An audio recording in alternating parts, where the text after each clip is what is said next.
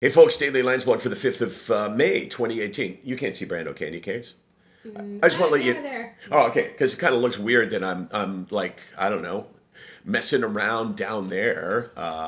If you didn't know the dog was there. So I spent yesterday, which I guess is 2 days ago now, as you look at this, in two small towns in Ontario, Exeter and Blyth. See, the folks who are from Blyth, they say Blyth. Everybody else says Blythe. Did you know that, Case? No, I was wondering why you. Blythe is how you say it. That's how the cool kids say it. And this was, I think very often you've heard me say, oh, what an amazing experience it is. But each time it can be really special and really unique and really different. And I want to talk to you a bit about Exeter. So Exeter is this small town of about 14,000, which I have found out subsequent actually isn't that small a town because Blyth only has 1,000 people. But Exeter is here, and all the schools in the surrounding area, I think there was 8 or 9 different high schools that participated in this. So here I pull up to, I was driven up to this the hockey arena, the civic center, the community center, this big complex. And I walk in and there's like 1,000 kids sitting there. And it's just so bizarre to me because they're sitting there because they're waiting for me to speak to them. Not about sports or anything like that, but about mental health. And I thought, well, you know what? This is a big step. This is a big step in the evolution of how our world looks at mental illness.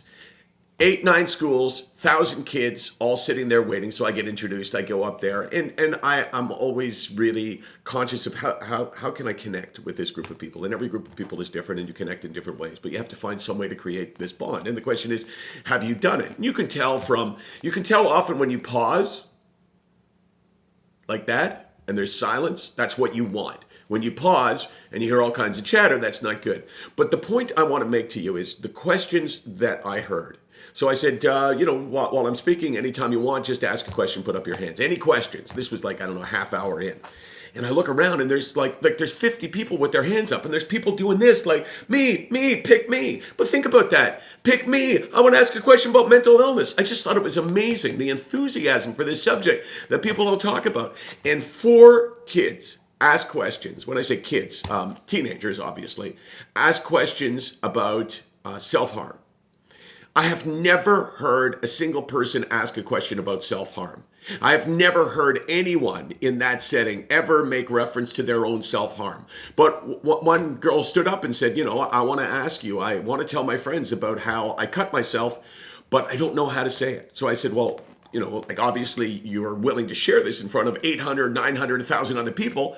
How would you describe it? And she said, well, I would say that I cut myself because I want to have some kind of control in my life, and that does give me control, and it allows me to feel something, and it allows me to feel a pain that's different than the pain I'm feeling. And she went through this, and I just thought, this is a big win. Think about it. Kids in school, with their classmates, with their peers, talking about the most precious, the most private, the most personal things. This is progress. SickNotWeak.com, 24 hours a day, 364 days a year. Blyth, don't even get me started that. There were great questions there as well. We're here because, hey, we're seeing some light at the end of the tunnel. It's a battle, but we're making progress.